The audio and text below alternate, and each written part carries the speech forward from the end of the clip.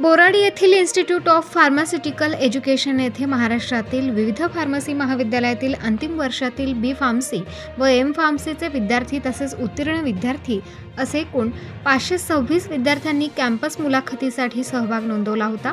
यातून mega campus मुलाखतीमध्ये महाविद्यालयातील 115 विद्यार्थ्यांची बहुराष्ट्रीय कंपन्यांमध्ये निवड करण्यात आली आहे।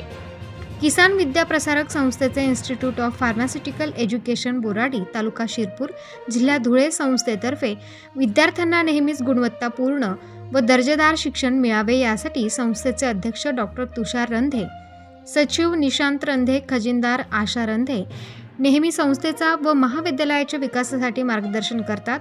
नॅक नामांकित किसान विद्या प्रसारक संस्थेचे institute of pharmaceutical education Boradi अंतर्गत बी फार्मसी व एम फार्मसी तसेच कवी बहिणाबाई चौधरी उत्तर महाराष्ट्र विद्यापीठ जळगाव अंतर्गत PhD संशोधन केंद्र कार्यरत आहे।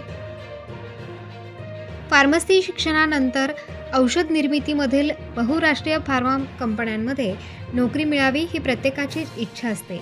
योग्य मार्गदर्शन व नोकरीची संधी उपलब्ध करून देणे हेच ध्येय हेरून महाविद्यालयाने मेगा कॅम्पस मुलाखतीचा उपक्रम राबवला।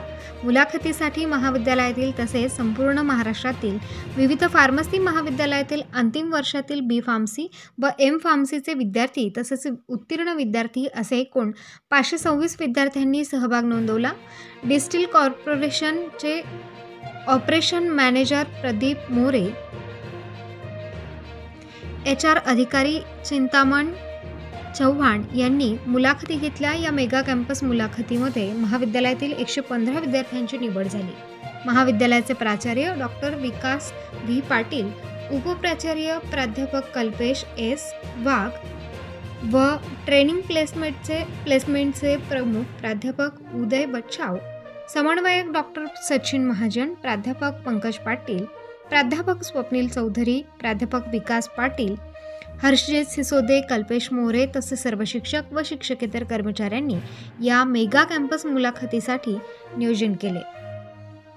मेगा कॅम्पस मुलाखतीमध्ये निवड झालेल्या विद्यार्थ्यांचे किसान विद्या प्रसारक संस्थेचे अध्यक्ष व धुळे जिल्हा परिषद माजी अध्यक्ष डॉक्टर तुषार रंधे, सचिव निशांत रंधे, खजिनदार आशा रंधे, बोराडीचे उपसरपंच राहुल रंधे, कर्मवीर पतसंस्थेचे चेअरमन शशांक रंधे, नगरसेवक रोहित रंधे यांनी विद्यार्थ्यांचे अभिनंदन केले आहे।